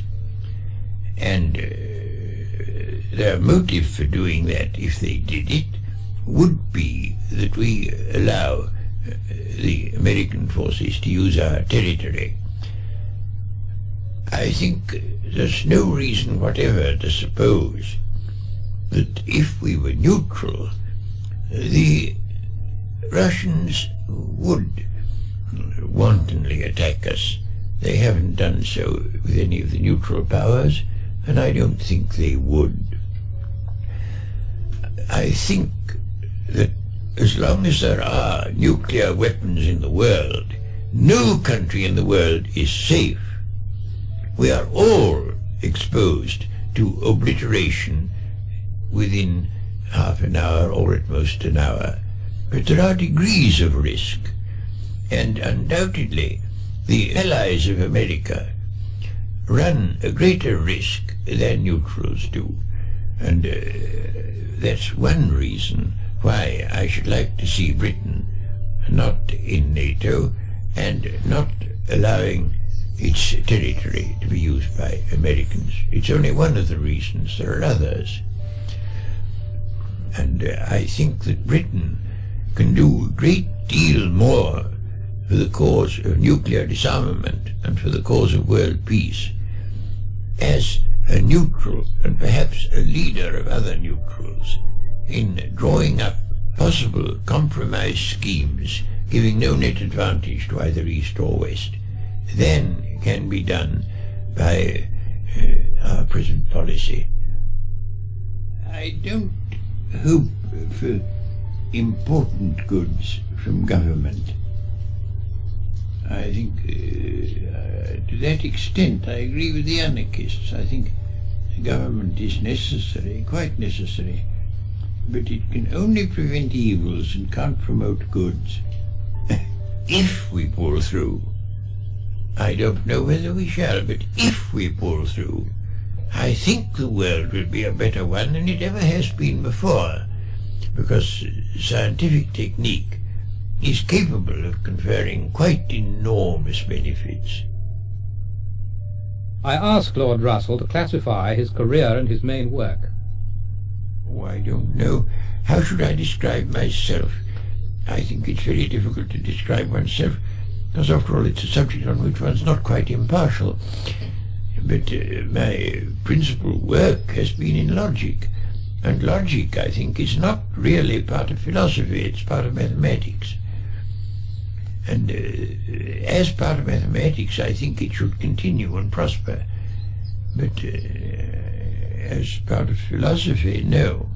Do you not find that logic applied to empirical affairs in human life produces rather unpopular conclusions? Well, I think any intelligent thinking does. It doesn't matter whether it's logic or something else.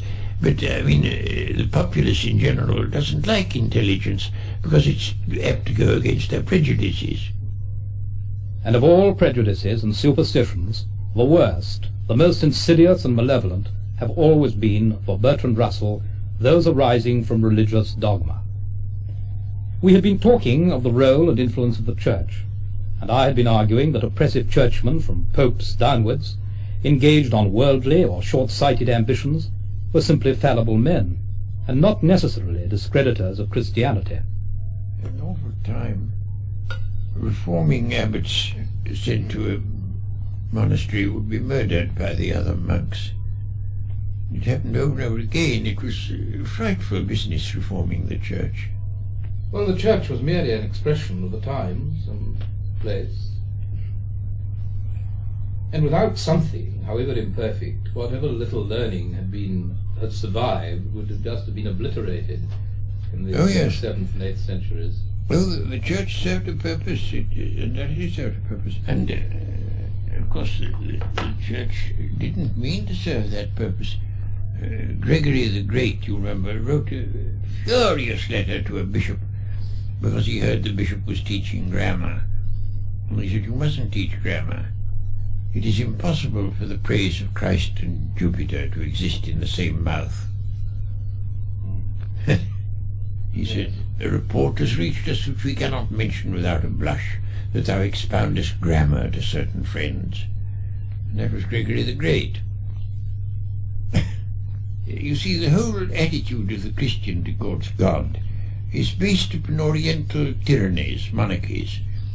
It's the attitude one took towards the king, and it's an attitude which a modern man should consider abject and contemptible. It seems to me that there may be many people in the world who require some kind of protective reassurance between them and the worst extremities of reality,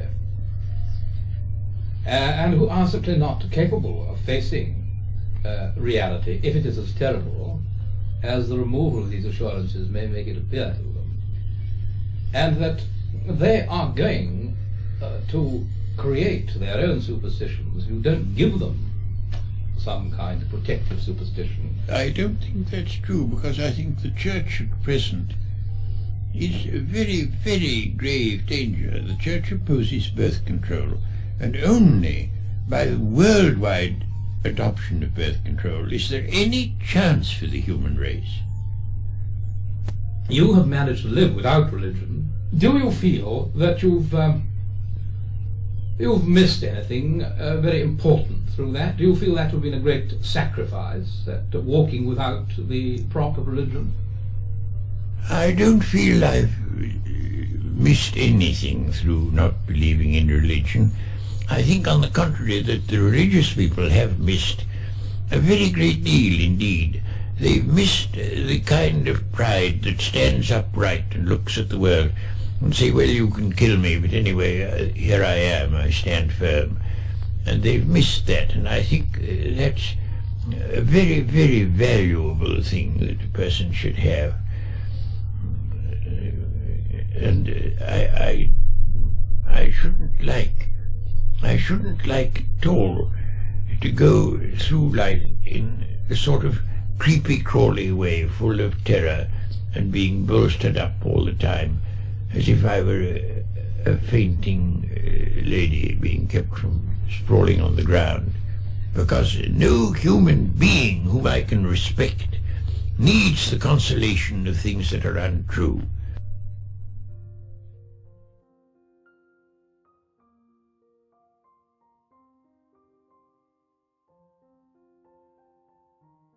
How do you do? How do you do, Lord Russell? Won't you sit down? Thank you.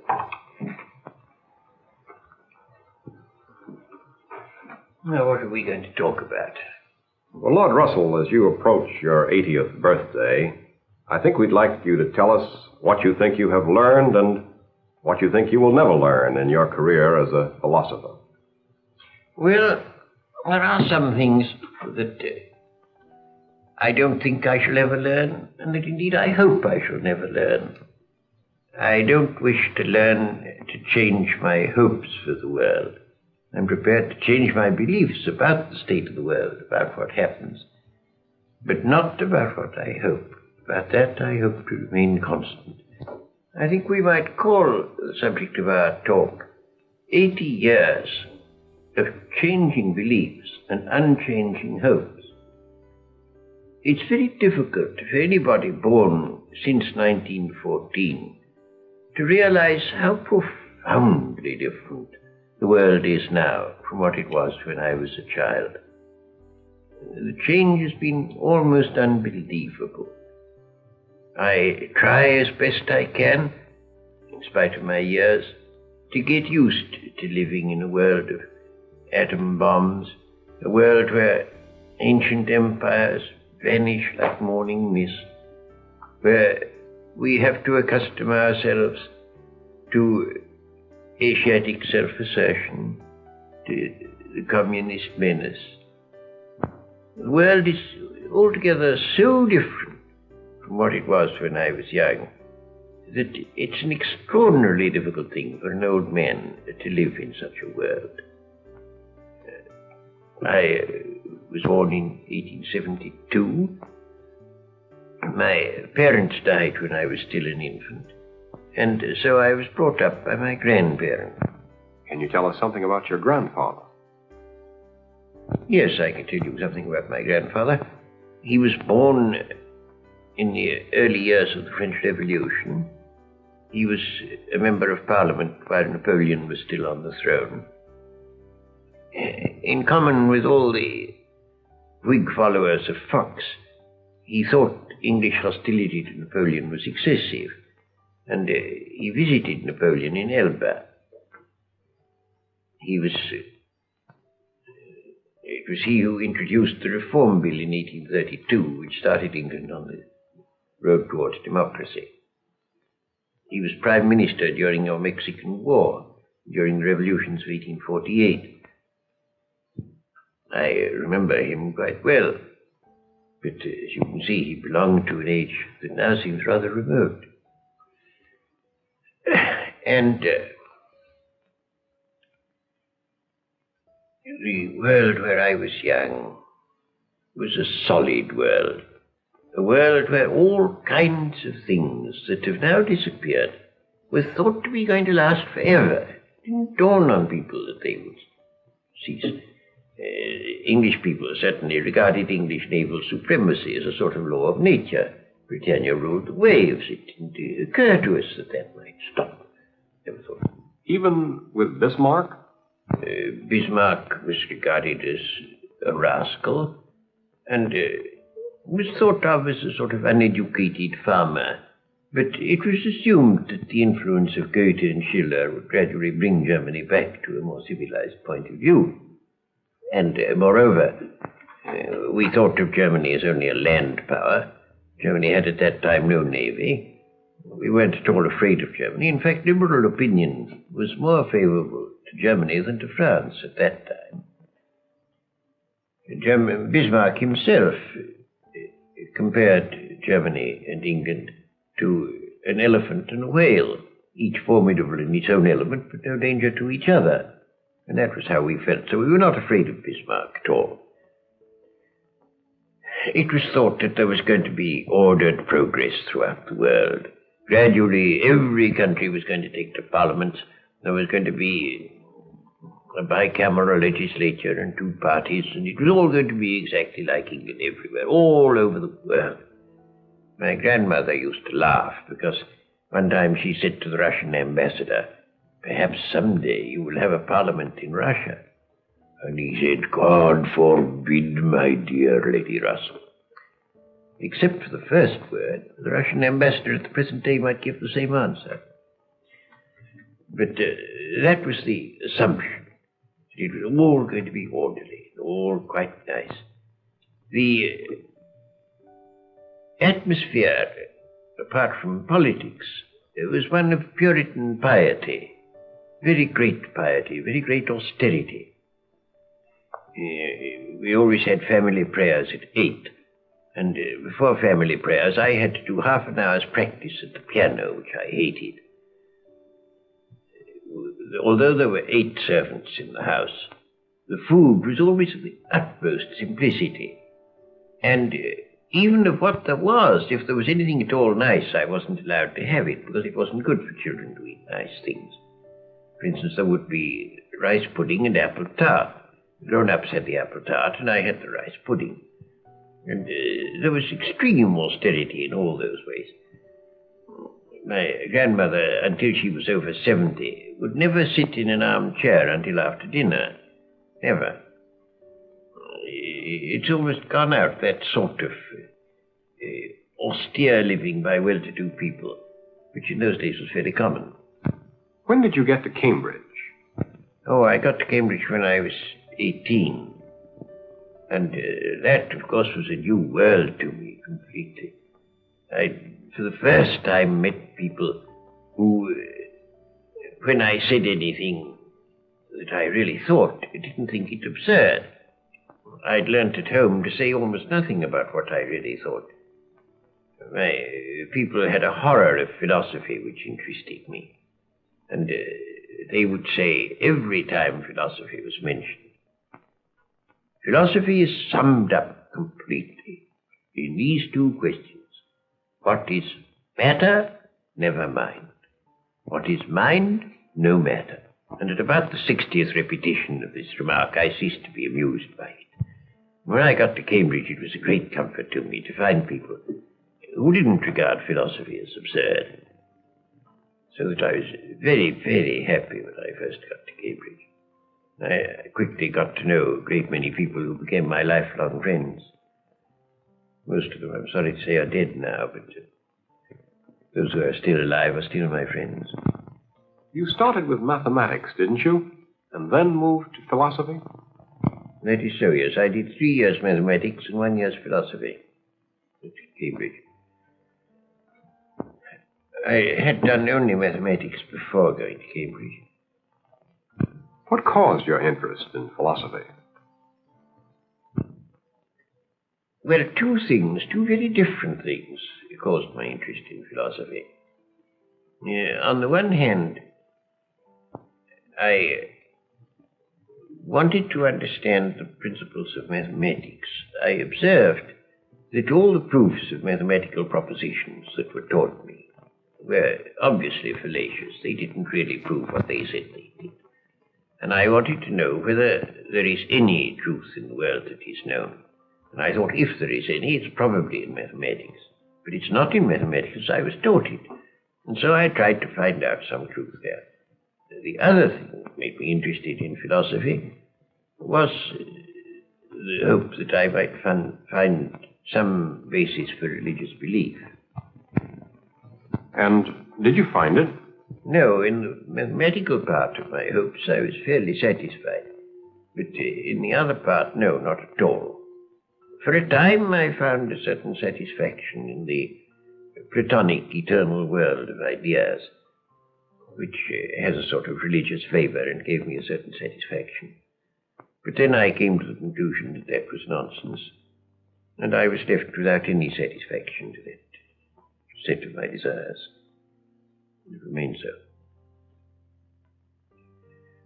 So that as far as that goes, philosophy proved a washout to me, but not on the side of technical basis of mathematics. Wasn't it about here that you entered into what you called a life of disagreements? Yes, I disagreed first with my people about both about mathematics and about philosophy. They cared only about virtue. They thought virtue was the only thing of importance in the world. Mathematics, therefore, was unimportant because it has no ethical content. And philosophy was positively pernicious because they thought it undermined virtue. So that on that point I had a strong disagreement with my people. But as regards that, of course, that disagreement was, as far as my personal life was concerned, was solved by my living among academic people who didn't take that view, so that I got again into a circle of people with whom I was quite at home. But that was brought to an end by the First War, where I took a pacifist line. I was against the First War. I was not against the Second. Some people think that this is an inconsistency, but it isn't. I never, during the First War, said that I was against all war. I said I was against that war. And I still hold that view. I think that the First War was a mistake, and I think England's participation in it was a mistake. I think if that hadn't happened, you would not have had the communists, you would not have had the Nazis, you would have not had the Second World War, you would not have had the threat of a third. The world would have been a very much better place, I think. Germany, in the time of the Kaiser, was not uncivilized. There was a certain amount of suppression of opinion, but less than there now is everywhere except in England and Scandinavia. So it really wasn't very bad. For propaganda purposes, the Kaiser's government was represented as dreadful, but that was only talk. It wasn't really true. Your opinions today in regard to Russia are not altogether friendly. Did you always feel that way about the Bolsheviks? Yes, and that caused another violent disagreement. Owing to my pacifism during the First War, I'd become estranged from what you might call conventional people. And then I went to Russia in 1920 and found that I abominated the Soviet government. I thought they were dreadful people already and becoming more so, and sure to go on becoming more so. And so then I had to break with all the people who endured my pacifism, who all liked Russia or thought they did. So that I was left in a very great isolation at that time. But, however, I escaped some of the pain of it by going to China, where I spent a very happy year. I liked the Chinese very much. And there I found people that I could agree with, that I could like. Any conclusions about China? Oh, I don't know about conclusions. I don't think I came to any particular conclusions. I continue to think as I had thought before, that democracy is the best form of government where it will work, It didn't work very well in China. It wasn't working at all. And one could see that it wouldn't work there. They hadn't the political experience. But I thought it would work there in time, and I dare say it would have done if circumstances had been a little more propitious. On your return, the focus of your interests changed, didn't it? Yes. Owing to the birth of my two elder children, I became very much interested in education. And at first, especially in education in the very early years. I didn't like the old-fashioned schools for a number of reasons. I didn't altogether like the progressive schools, though in some respects I thought them much better than the older ones. But there were some things about progressive schools, at least about most progressive schools, that I didn't feel were right. I thought they didn't pay enough attention to instruction. It seems to me that in our technically complex world, you can't play any important part unless you have a very considerable amount of actual knowledge. And I don't think that most children will acquire much knowledge unless there is a certain amount of discipline in school. I think that the degree of discipline required for acquiring knowledge ought to be insisted upon, and isn't sufficiently insisted upon in a good many modern schools that I know. Did you change any of your opinions in that regard? Well, I suppose to some degree. I tried running a school of my own because I wasn't satisfied with other schools. I haven't the talents of an administrator, and I wasn't satisfied with the school that I tried to run. Fortunately, at just about that time, a certain modern school that I was interested in became, I thought, quite good enough, and I was satisfied with that. I have, I suppose, changed my opinions not only about education, but about a good many things, as a result of seeing the kind of nefarious things that people do. I think that freedom is not a panacea for all things. I think there are a good many matters in which freedom should be restrained.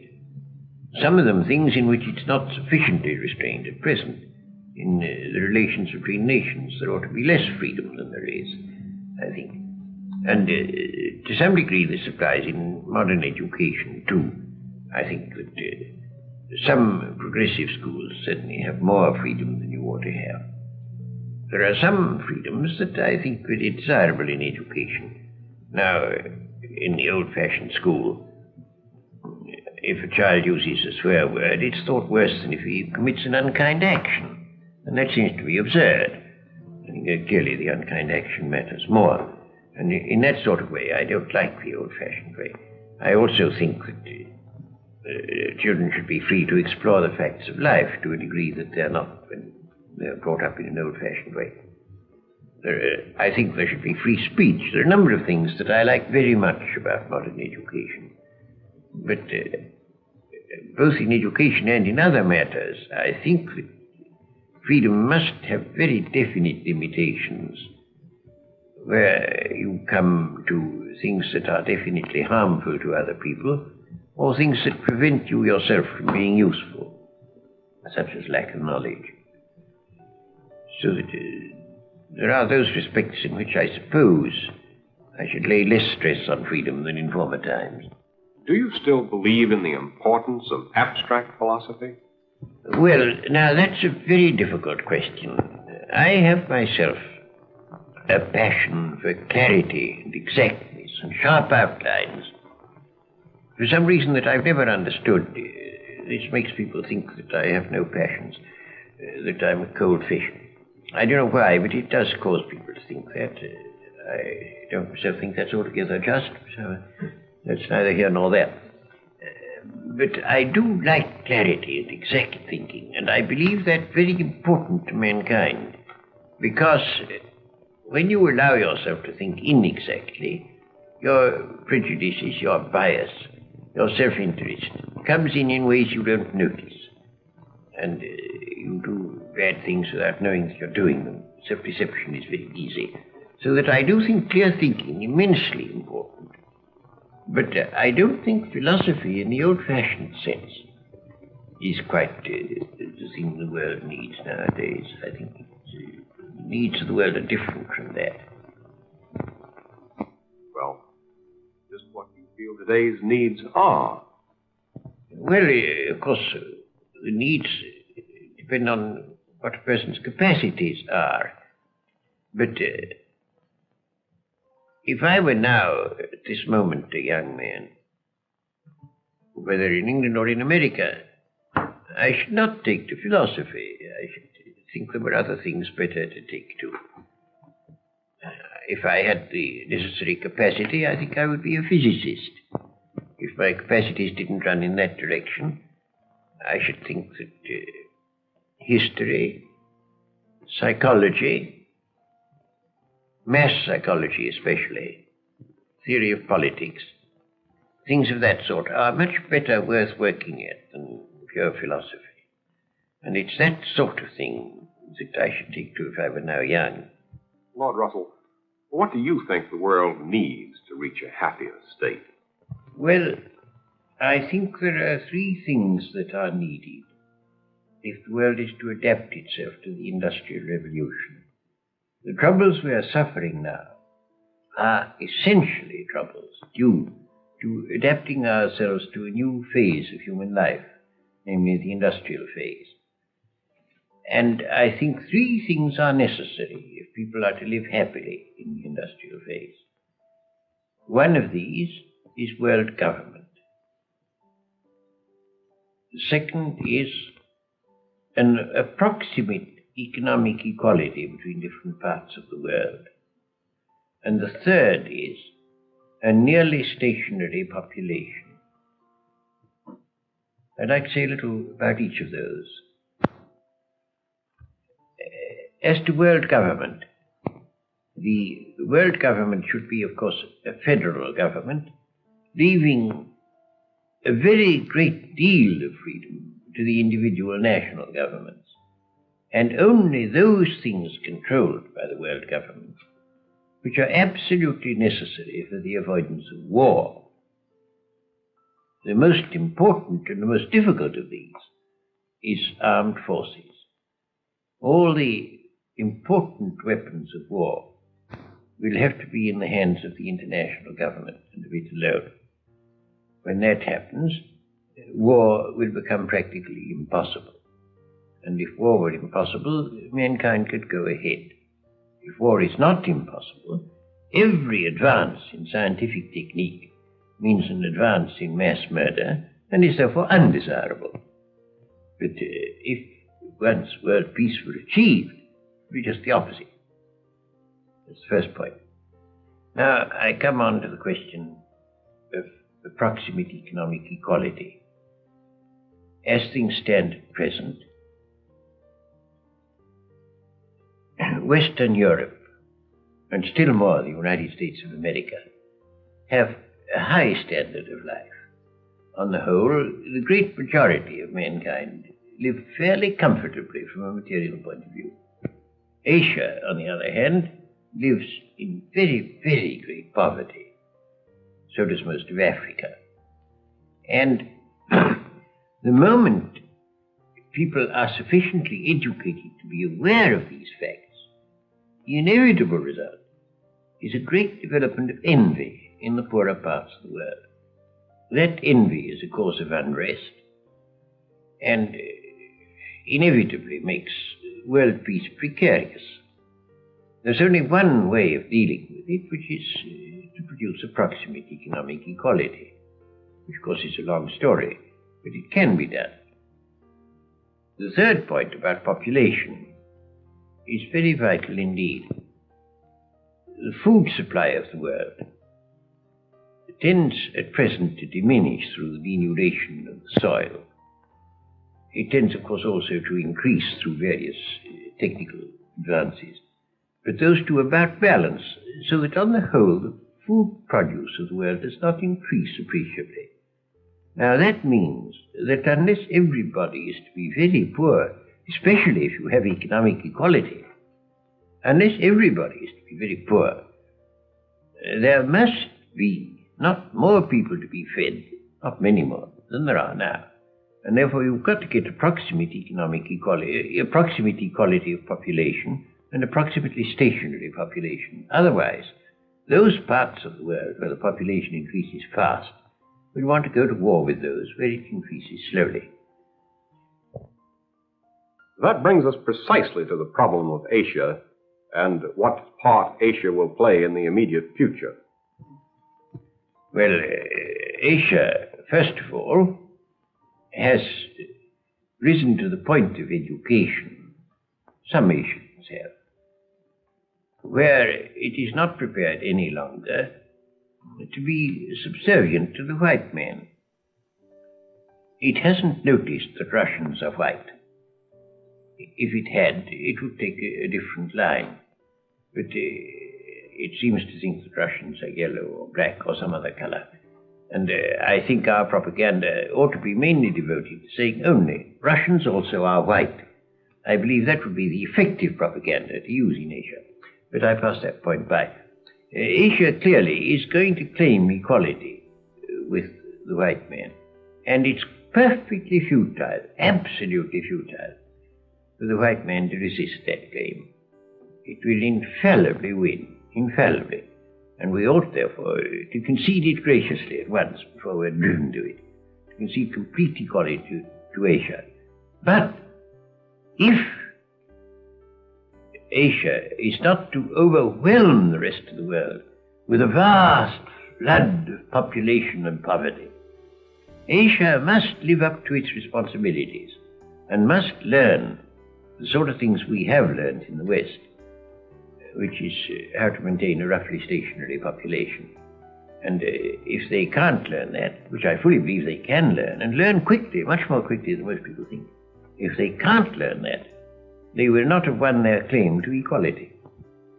Lord Russell, speaking as of today, can you see the influence of any one philosopher more than any other one? Well, I suppose in recent years the most important influence has been Marx. If you can dignify him with the name of philosopher, I should hardly like to dignify him so myself. But I suppose he must count in the list. And he certainly has had more influence than anybody else. For those of us who reject Marx, can you offer any positive philosophy to help us toward a more hopeful future? Well, as to that, you see, I think one of the troubles of the world has been the habit of dogmatically believing something or other.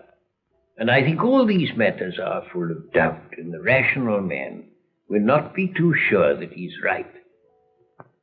I think that we ought always to entertain our opinions with some measure of doubt. I shouldn't wish people dogmatically to believe any philosophy, not even mine. Not even mine. No, I think we should accept our philosophies with a measure of doubt. What I do think is this, that if a philosophy is to bring happiness, it should be inspired by kindly feeling. Now, Marx is not inspired by kindly feeling. Marx pretended that he wanted the happiness of the proletariat. What he really wanted was the unhappiness of the bourgeois. And it was because of that negative element, because of that hate element, that his philosophy produced disaster. A philosophy which is to do good must be one inspired by kindly feeling and not by unkindly feeling. Summing up, Lord Russell, do you feel that there is hope for the world today?